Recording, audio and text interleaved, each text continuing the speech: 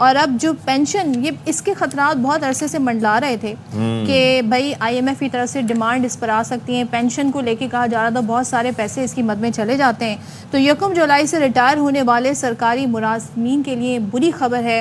हुकूमत ने रिटायरमेंट पर पेंशन की हद कम कर दी है। क्या किया है, मुलाजमीन को रिटायरमेंट से जो 2 साल पहले की तनख्वाह थी उसका 70% बतौर पेंशन मिलेगा।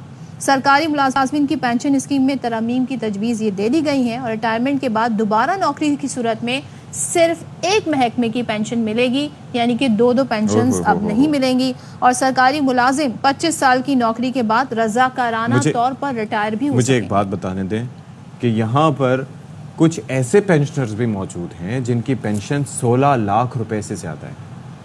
ठीक है, 16 लाख रुपए से पेंशन ज़्यादा है। फिर दूसरी चीज़ ये है कि मुल्क में 95 रिटायर्ड अफसरान की माहाना पेंशन 5 लाख रुपए से ज़्यादा है और 3081 रिटायर्ड अफसरान की माहाना पेंशन 2 लाख रुपए से ज़्यादा है। तो वैसे क्या है? ओहदे अब जाहिर है कि वो बयान किए जाएंगे, मतलब अच्छे ओहदों पे रहे होंगे। जस्ट इमेजिन ना।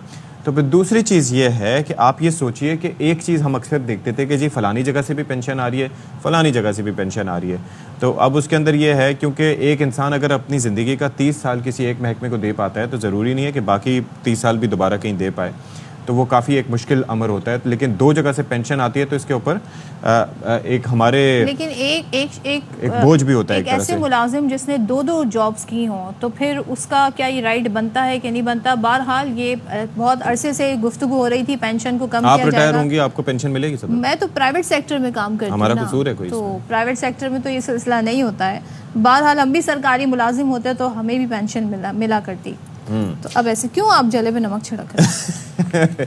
अच्छा, आपको पता है वो ABI का एक महकमा मौजूद है जो पेंशन के नाम पे कुछ करते हैं। आप वल्लाह आलम वो क्या करते हैं, पता लेकिन बहरहाल पता करेंगे क्या है। तो अब माहिर मौशियात डॉक्टर खाकान नजीब हमारे साथ मौजूद हैं, उनसे ज़रा बात कर लेते हैं।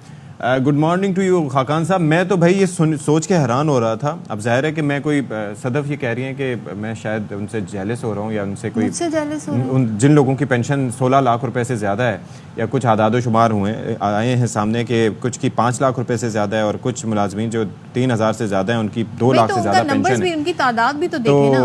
बहरहाल ये क्या मामला क्या है, पेंशन को डिसाइड किस तरह से किया जाता है? और अब तक ये काफ़ी इसके ऊपर गवर्नमेंट कंसर्न जाहिर करती रही हैं कि ये पेंशनर्स जो हैं वो एक तरह से बोझ हैं। We have nothing against them, क्योंकि ज़ाहिर है उन्होंने मुल्क को सर्व किया होता है, लेकिन ये तरीक़ाकार क्या होता है? बिस्मिल्लाहिर्रहमानिर्रहीम। मैं आपको अशफाक की एक कहानी सुनाता हूँ। 2012-13 की बात है। मिनिस्ट्री ऑफ फाइनेंस की एक टेबल पे यही डिस्कशन हो रही थी। तो तब पेंशन का जो बोझ है, यानी कि जो फेडरल गवर्नमेंट पे कर रही थी इन टर्म्स ऑफ पेंशन्स, वो कोई 250 अरब के करीब था। अच्छा। तो मैंने उस वक्त एक मोहतात अंदाजे से कहा कि ये 5-6 साल में डबल हो जाएगा और इसी तरह बढ़ता चला जाएगा। आज जब बजट प्रेजेंट हुआ है तो ये 1040 अरब रुपया है, 1040 बिलियन रुपीज। पाकिस्तान का जो ओवरऑल एक्सपेंडिचर का खाका है, चाहे वो एक्सपेंडिचर हम पेंशन्स में कर रहे हों, सब्सिडीज में कर रहे हों, PSDP में कर रहे हों, running of the civil government में कर रहे हों, सब्सिडीज में कर रहे हों। अशफाक, एक तो बात यह है कि इसको ओवरऑल जायजा लेने की जरूरत है, क्योंकि जिस तरह ये बढ़ रहा है और जो हेड्स को क्वालिटी ठीक करने की जरूरत है वो हम नहीं कर पाए। पेंशन्स में ये है कि आप रिटायर होते हैं, आपकी चलें स्पाउस को पेंशन मिलती है अगर आप जिंदा नहीं रहते, फिर आपकी बेटी अगर मैरिड हो उनको पेंशन मिलती है, फिर अगर आप कोई और जॉब ले लेते हैं गवर्नमेंट में ही फिर भी आपको पेंशन मिलती रहती है। एक तो इसको बहुत क्लीन अप करने की जरूरत है, ऐसा दुनिया में नहीं होता। दूसरा क्लीन अप इसको जो करने की जरूरत है, मैंने हमेशा कहा है कि पेंशन का बोझ जो है हमने हर साल लेना है और बजट पे लेकर उसको खत्म करना है। मतलब यह है कि ये तो उनका भी बोझ चल रहा है जो 15 साल पहले रिटायर हुए थे। उसका मतलब है जिसको हम कहते हैं पे एज यू गो, यानी कि एक पार्ट ऑफ योर पेंशन जो है एक फंड में डिपॉजिट होता रहता है, वो आपकी सवाबदीद है। आप मार्केट में इन्वेस्ट करें, नेशनल सेविंग स्कीम्स में इन्वेस्ट करें, बैंक में रख के इन्वेस्ट करें। सो जो बोझ है वो सरकार से कम करना है। इसको हम कम इमीडिएटली तो नहीं कर सकते क्योंकि नए एम्प्लॉइज भी आते रहेंगे। असल बात तो जहां मुल्क खड़ा हुआ है, आज आपको नई एम्प्लॉयमेंट बैन कर देनी चाहिए सरकार में। अच्छा, इतना बोझ है इस वक्त। लेकिन डॉक्टर साहब एक चीज है इसके अंदर, let's not hurt the feelings, because जो लोग वहां पर काम कर रहे होते हैं गवर्नमेंट सेक्टर में, उनके जाने का, उनकी तैयारी का, बचपन से लेके एक गवर्नमेंट जॉब का कहा जाता है कि जाहिर है कि उसकी ज़िंदगी समझ आएगी। वो इसीलिए होती है कि जॉब सिक्योरिटी होती है नंबर 1, आगे जाके फिर रिटायरमेंट के बाद ये एक बड़ा कंसर्न होता है, प्राइवेट सेक्टर में बड़ा कंसर्न होता है कि जी रिटायरमेंट के बाद आपने क्या करना है। तो जो लोग मेहनत से गवर्नमेंट सेक्टर में जॉब हासिल कर पाते हैं तो उनको एक सुकून और सहूलत होती है कि आगे भी जो है उनके लिए आसानियाँ रहेंगी।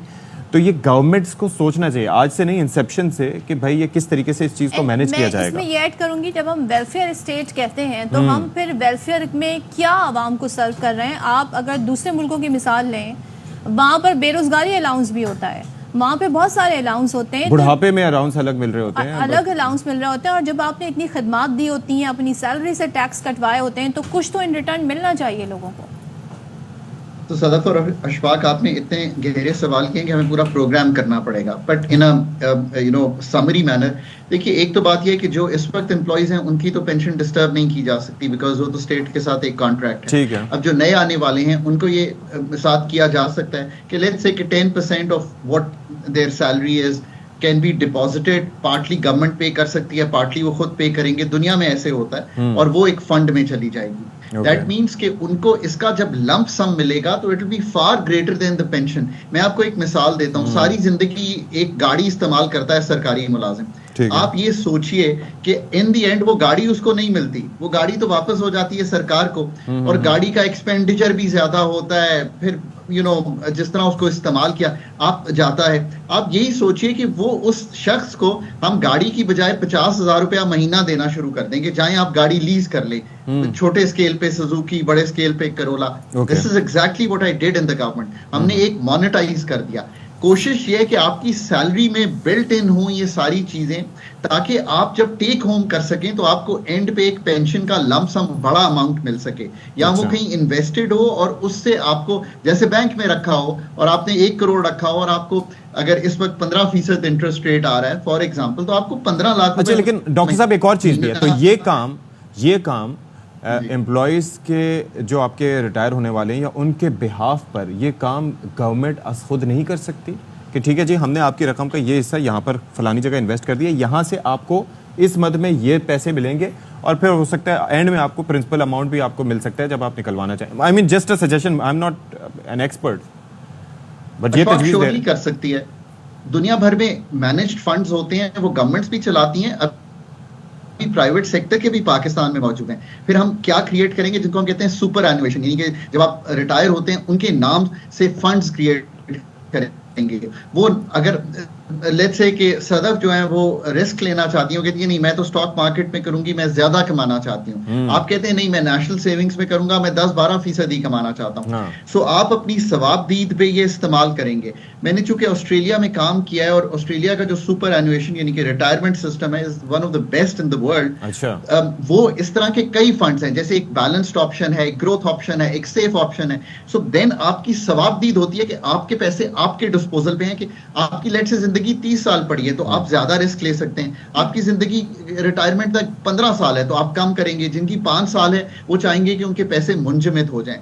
सो ये पूरा जिसे आप कहेंगे एक्चुअरीज जो ये काम करते हैं दुनिया में, उन्होंने बैठ के एक निजाम तरतीब देना है जिससे पेंशन लेने वाला भी और देने वाला दोनों जो हैं बेहतर हो सकते। अच्छा डॉक्टर साहब, ये फार्मूला जरा समझा दें, क्योंकि काफी कंसर्न होंगे पेंशनर्स, जिसमें बताया जा रहा है कि जी जो पेंशन ली जा रही है 2 साल पहले की जो उनकी तनख्वाह थी उसका 70% दिया जाएगा।